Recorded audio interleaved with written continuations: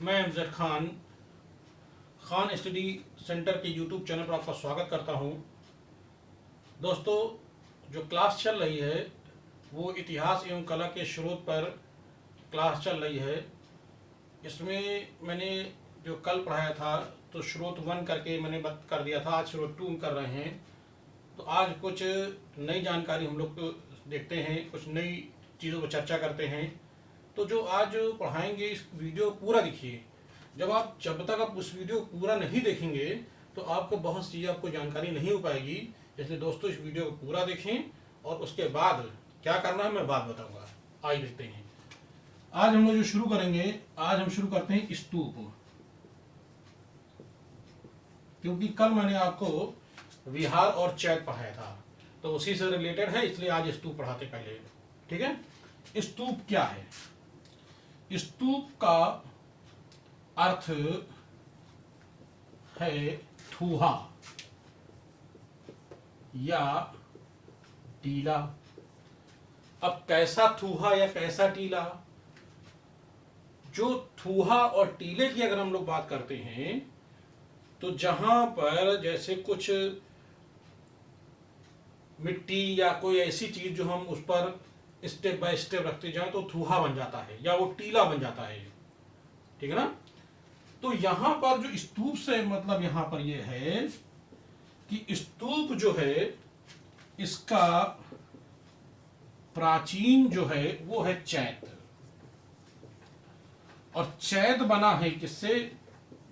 चैत का अर्थ है चिता संबंधी, चिता संबंधी, अर्थात शवदाह, अर्थात शव की अस्थियां।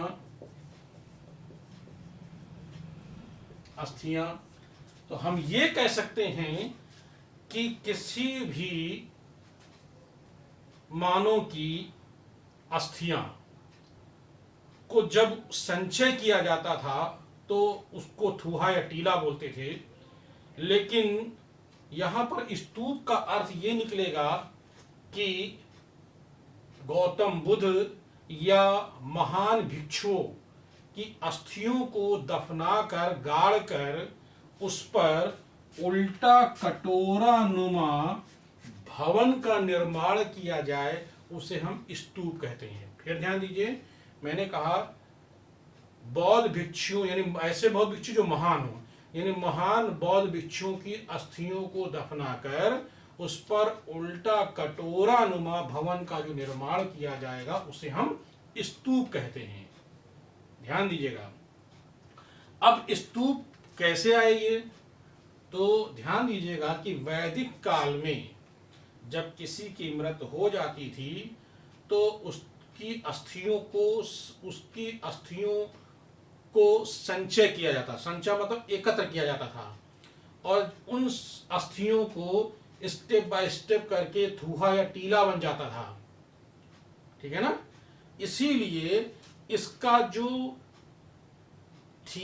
थूहा या टीला का जो आधुनिक यानी बुद्ध काल का जो काल में जो इसको आगे विकास जब किया है तो ये भवन के रूप में हो गया, जिसको हम कहते हैं स्तूप। अब ये जो स्तूप, इसीलिए स्तूप का उल्लेख जो है वो स्तूप का उल्लेख ऋग्वेद में हुआ है, क्योंकि वैदिक काल से मामला था। इसीलिए स्तूप का उल्लेख ऋग्वेद में मिलता है। तो कुछ लोग कहना है कि सर स्तूप तो बनना बुद्ध काल से शुरू होता है और बुद्ध काल में जो है यानी वेद तो लिखे जा चुके थे, लेकिन नहीं, वेद में स्तूप का उल्लेख हुआ है। ध्यान दीजिएगा, वेद में स्तूप का उल्लेख हुआ है। ये वैदिक काल से इस पर ये संचय के रूप में काम होता था, लेकिन बुद्ध काल में ये स्तूप का रूप ले लिया। ठीक है ना। आइए आगे देखते हैं। तो जो स्तूप होता था वो किस तरह से होता था, इस पर ध्यान देते हैं। स्तूप मैंने अभी आपसे कहा कि उल्टा कटोरा नुमा भवन ये बन गया। तो उल्टा कटोरा नुमा भवन का एक निर्माण ऐसे किया जाता था। अब इसके चारों ओर ये घेरा किया जाता था। घेरा कह लें या कह लें इसको रेलिंग कह लें, रेलिंग। और घेरा या रेलिंग को कहते थे वेदिका। क्या कहते थे? वेदिका कहते थे।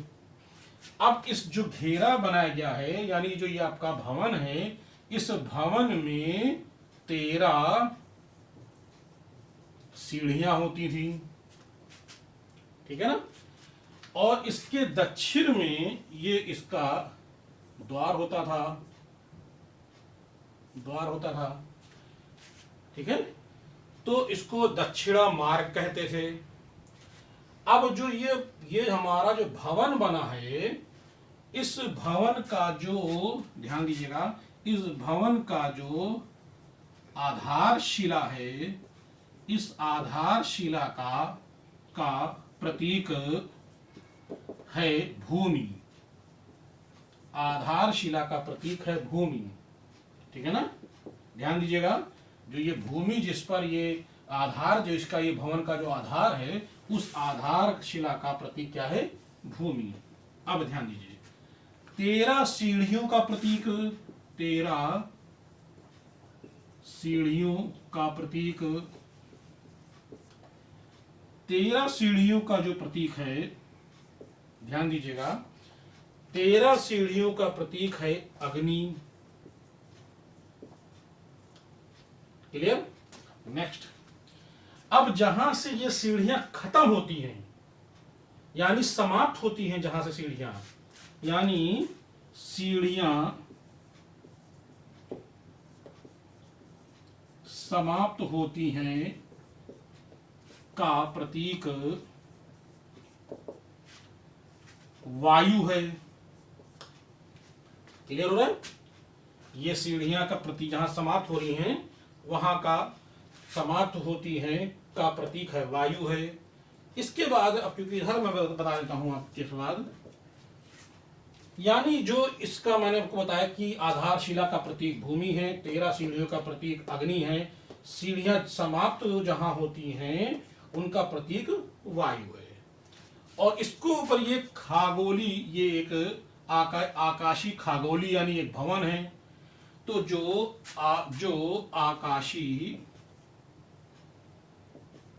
आकाशी खगोली,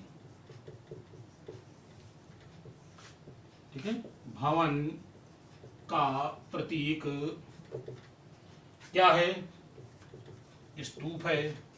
इसी को कहते हैं स्तूप कहते हैं। और स्तूप का प्रतीक है स्मृति। ध्यान रखिएगा, स्तूप का प्रतीक क्या है? स्मृति। फिर ध्यान दीजिएगा, आधारशिला का प्रतीक भूमि है। जो मैंने भवन बनने जा रहा है उसका जो आधार है, उसका प्रतीक क्या है? भूमि है। 13 सीढ़ियां इसमें होती हैं, उसका प्रतीक क्या है? अग्नि है। सीढ़ियां जहां समाप्त होती हैं उसका प्रतीक वायु है। और आकाशी खगोली यानी जो भवन हमने काफी ऊंचा जो बनाया, टीला बनाया, ठीक है, यानी स्तूप जो बनाया, तो उसका भवन, उस खगोली का प्रतीक, भवन का प्रतीक क्या? स्तूप है। और स्तूप का प्रतीक स्मृति। स्मृति मतलब याद करना। तो हमने आपको क्या बताया कि जो स्तूप होता है, स्तूप यानी बुद्ध या उनके शिष्य यानी भिक्षुओं की अस्थियों को उल्टा, अस्थियों को दफनाकर उन पर उल्टा कटोरा नुमा भवन बनाया जाए, उसे कहते हैं स्तूप। फिर ध्यान दीजिएगा, स्तूप का उल्लेख ऋग्वेद में हुआ है। ध्यान दीजिएगा। आइए आगे देखते हैं।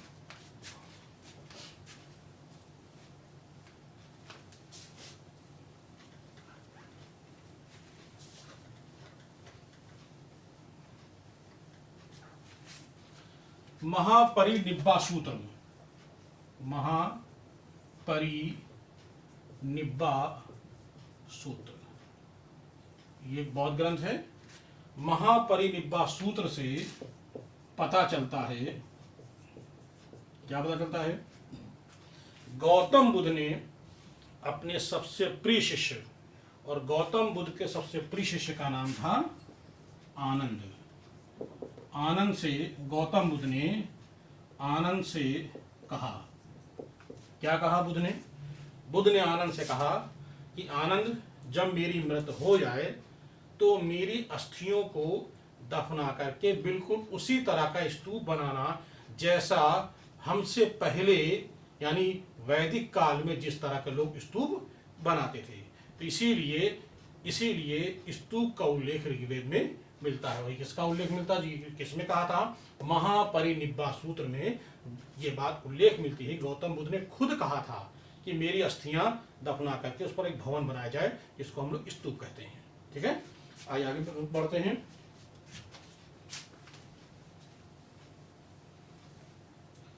स्तूप 4 प्रकार के होते हैं। स्तूप 4 प्रकार के होते हैं। कौन कौन से? पहला स्तूप है शारीरिक स्तूप। दूसरा स्तूप का नाम है उद्देशिका स्तूप। ठीक है, तीसरा है पारिभौगिक स्तूप। चौथा है पूजार्थक स्तूप। ये 4 प्रकार के स्तूप होते हैं, ध्यान रखिएगा। नाम फिर सुनिए, शारीरिक स्तूप, उद्देशिका स्तूप, पारिभौगिक स्तूप, गाह्य पारिभौगिक स्तूप और पूजार्थक स्तूप। 4 प्रकार के स्तूप होते हैं। अब आइए हम लोग बात करते हैं, बड़ी इंपॉर्टेंट चीज बात करते हैं। ये तो मैंने आपके स्तूप के बारे में मैंने बताया है।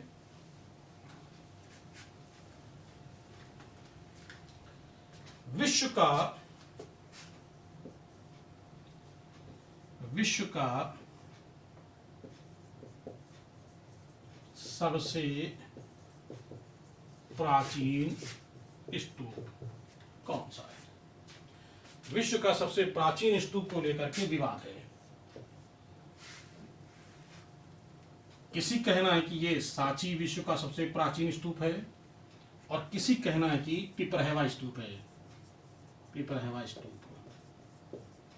इसको लेकर के विवाद है। एक बार क्षेत्रीय पीसीएस में, अब क्षेत्रीय मतलब है कि उत्तर प्रदेश पीसीएस होता है, एमपी पीसीएस भी होता है, राजस्थान भी होता है। तो किसी क्षेत्रीय पीसीएस में क्वेश्चन ये पूछा गया था कि विश्व का सबसे प्राचीन स्तूप कौन सा है। ठीक है ना, प्राचीन स्तूप। तो कुछ लोगों ने सांची लगाया, कुछ लोगों ने पिपरहवा लगाया। कमीशन ने माना सांची को। जब कमीशन ने सांची को माना तो कुछ स्टूडेंट इसको लेकर के चले गए कोर्ट, और कोर्ट जब गए तो कोर्ट में उन्होंने अपने स्रोत रखे और कहा कि सबसे प्राचीन जो स्तूप है वो पिपरहवा स्तूप है। तो अंत में उस कमीशन ने भी अपने उस आंसर को संशोधन किया और सांची के स्थान पर पिपरहवा स्तूप को माना। तो इसलिए विश्व का सबसे प्राचीन जो स्तूप है उसका नाम है पिपरहवा स्तूप। ध्यान रखिएगा, सांची नहीं लगाएंगे। क्यों? क्योंकि सांची पहले लोग मानते थे, लेकिन बाद में पिपरहवा स्तूप को सबसे प्राचीन स्तूप मान लिया गया। अब कैसे हुआ ये? जब गौतम बुद्ध की मृत्यु हुई तो उनकी मृत्यु के बाद 8 राजाओं के बीच में उनकी अस्थियों को बांट दिया गया। सब राजा ले जा जाकर कहीं ना कहीं अपनी स्तूपों को, अस्थियों को गाड़ के स्तूप बना दिया। इस पिपरहवा स्तूप में गौतम बुद्ध की अस्थियां हैं। गौतम बुद्ध की अस्थियां हैं, और गौतम बुद्ध की अस्थियां होने के कारण इसलिए इसको सबसे प्राचीन स्तूप मानते हैं। एक कारण, सांची का जो स्तूप था वो अशोक ने बनवाया था, और अशोक ने जो स्तूप बनवाया था वो स्तूप जो था वो लगभग 3री शताब्दी ईसा पूर्व में था, और पिपरहवा स्तूप यानी गौतम बुद्ध की जब मृत्यु हुई थी तो वो 383 यानी 4ठी शताब्दी ईसा पूर्व में इनकी मृत्यु हुई थी। इसलिए हम ये कह सकते हैं कि पिपरहवा स्तूप सबसे प्राचीन स्तूप है, इसमें गौतम बुद्ध की अस्थियां प्राप्त हुई हैं। अब ये जो पिपरहवा स्तूप है इसकी खोज 1898 में इसकी खोज विलियम क्लक्सटन इसकी खोज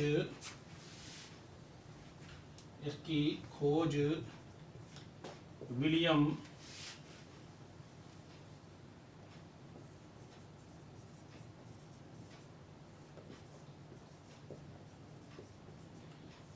क्लक्सटन पेपे, इन्होंने 1898 में पिपरहवा स्तूप की खोज की थी। तो इसलिए ये माना जा सकता है कि विश्व का सबसे जो प्राचीन स्तूप है उस स्तूप का नाम है पिपरहवा स्तूप। ये स्तूप है कहाँ? तो जो पिपरहवा स्तूप है, पिपरहवा स्तूप ये उत्तर प्रदेश के सिद्धार्थ नगर में पाया गया है। 1898 में उत्तर प्रदेश के सिद्धार्थ नगर में ये स्तूप पिपरहवा स्तूप पाया गया है। तो अब ध्यान बैठा लीजिए कि विश्व का सबसे प्राचीन स्तूप अगर बात आएगी तो हम ये कह सकते हैं कि सबसे प्राचीन स्तूप पिपरहवा स्तूप है। चलिए आगे देखते हैं हम लोग।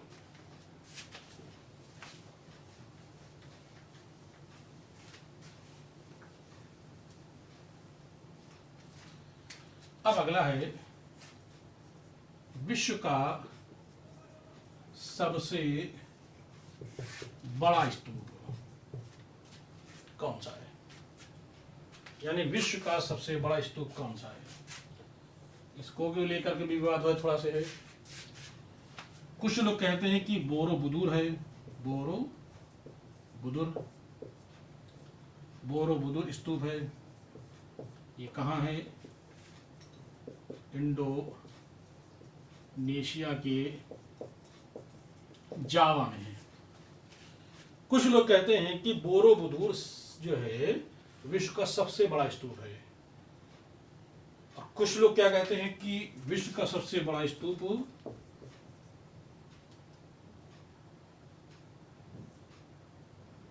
केसरिया स्तूप है। केसरिया स्तूप, कुछ लोग कहते हैं केसरिया स्तूप है। ये कहाँ है? केसरिया स्तूप जो है ये आपका भारत के बिहार में चंपारण जिले में है। चंपारण जिले में, ठीक है, ये भारत के चंपारण जिले में है। आइए फिर बात करते हैं, बोरोबुदुर स्तूप सबसे बड़ा है या केसरिया स्तूप सबसे बड़ा है? 1995 से पहले माना यह जाता था कि सबसे बड़ा जो स्तूप है वो बोरोबुदुर स्तूप है। तो बोरोबुदुर स्तूप की जो ऊंचाई है वो 103 फीट है और केसरिया स्तूप की जो ऊंचाई है वो 104 फीट है। अब आप बताइए कौन सा बड़ा है? आप देख के बताइए कि सबसे बड़ा कौन सा। तो आप कह सकते हैं कि विश्व का सबसे बड़ा स्तूप है केसरिया स्तूप। इसकी ऊंचाई 104 फीट, इसकी ऊंचाई 103 फीट है। ये केसरिया स्तूप ये खोजा गया है 1995 में। नहीं माना, लेकिन उस वक्त खोज लिया गया था, लेकिन भारतीय पुरातत्व विभाग ने, यानी किसने? भारतीय पुरातत्व विभाग ने, भारतीय पुरातत्व विभाग ने इसे जो माना है वो माना है 2001 में। तो 2001 के बाद से ये सिद्ध हो चुका है कि केसरिया स्तूप जो है विश्व का सबसे बड़ा स्तूप है। इसकी ऊंचाई 104 फीट और बोरोबुदुर जो जावा में है, इंडोनेशिया के जावा में है, 103 फीट है। तो अब क्वेश्चन अगर आता है तो आप लोग दोस्तों केसरिया स्तूप को लगाइएगा, इसका स्रोत है। और बोरोबुदुर स्तूप था लेकिन अब नहीं है। तो मैंने आपको स्तूप के बारे में बताया है, तो इस पर बहुत ध्यान से देखिएगा। इस पर क्वेश्चन उठते हैं, बनते हैं। जो मैंने जितना बता दिया इसके लगभग से बाहर से क्वेश्चन नहीं आएगा। चलिए आगे हम लोग देखते हैं स्रोत का।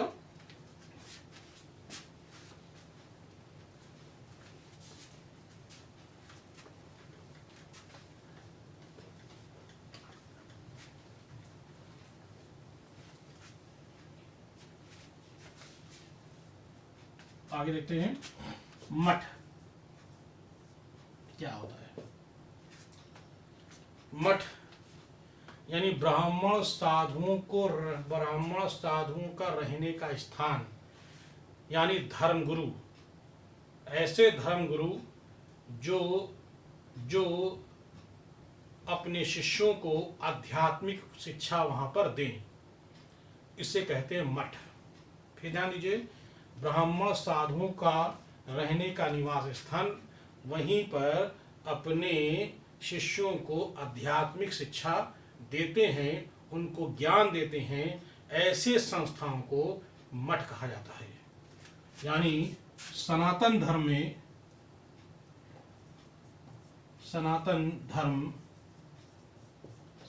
मतलब हिंदू धर्म, सनातन धर्म में जहां पर इस तरह की शिक्षा दी जाती है उसे कहते हैं मठ। ठीक है। बौद्ध धर्म में जहां इस प्रकार की शिक्षा दी जाती है उसको कहते हैं संघाराम, या कह सकते हैं इसको हम विहार। ठीक है। इस्लाम धर्म में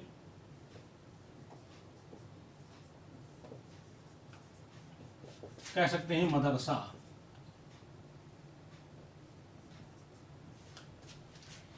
ईसाई धर्म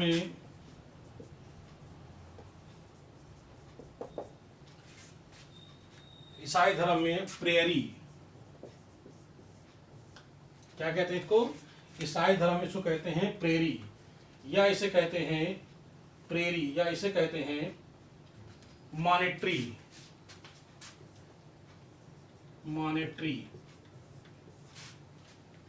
या इसे कहते हैं चार्टर हाउस। ध्यान दीजिएगा फिर से एक बार, सनातन धर्म ने हिंदू धर्म में इसे कहते हैं मठ, बौद्ध धर्म में कहते हैं संघाराम या विहार कहते हैं, इस्लाम धर्म में इसको मदरसा कहते हैं जहाँ आध्यात्मिक शिक्षा दी जाती है, ईसाई धर्म में इसको प्रेयरी या मॉनेटरी या चार्टर हाउस के नाम से जानते हैं। लेकिन यहाँ पर जो हम लोग मठ की बात करेंगे तो शंकराचार्य जो केरल के रहने वाले थे, इन्होंने 4 मठ, जिसको हम 4 धाम भी कहते हैं, की स्थापना की थी। तो इन्होंने जो 4 धाम शंकराचार्य, कौन कौन से हैं 4 धाम, आइए इसको देख लेते हम लोग। ये आपका, ठीक है, ये मैंने लिख दिया पूर्व, पश्चिम, उत्तर, दक्षिण। ये क्या है आपका? पूर्व, ये आपका पश्चिम, ये आपका उत्तर, और ये आपका दक्षिण। ठीक। सबसे पहले हम लोग बात करते हैं उत्तर की। उत्तर में जो है वो है बद्रीनाथ।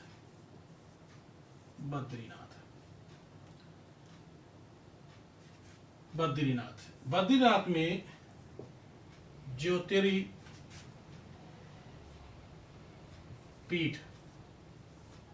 धाम है। ये उत्तराखंड के चमोली जिले में है। ठीक है। बात करते हैं दक्षिण की। दक्षिण में रामेश्वरम, और रामेश्वरम में जो है पीठ, उसका नाम है रामेश्वरम जो पीठ है उसका नाम है, रामेश्वरम में है श्रृंगेरी पीठ। ये कहाँ है? ये तमिलनाडु के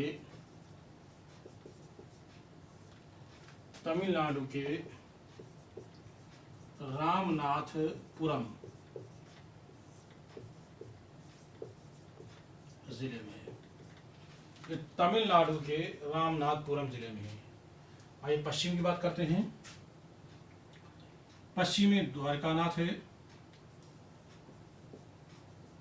द्वारिकानाथ पुरी है, द्वारकानाथ पुरी। यहां पर कौन सा है, ध्यान दीजिएगा, यहां पर है शारदा पीठ, शारदा पीठ, ठीक है। ये जो द्वारकानाथपुरी है ये आपका गुजरात के द्वारिका भूमि देव जिला, ठीक है, जिले में। तो कहाँ, ये गुजरात के द्वारका भूमि देव जिले में है, स्थित है। हम लोग पूर्व की बात करते हैं तो पूर्व में है जगन्नाथपुरी,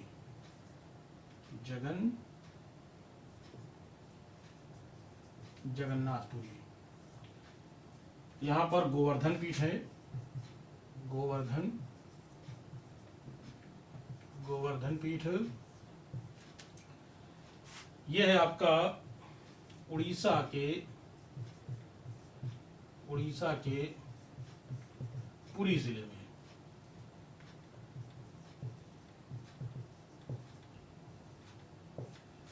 ठीक है दोस्तों, अब आइए एक बार हम लोग फिर से रिपीट कर लेते हैं।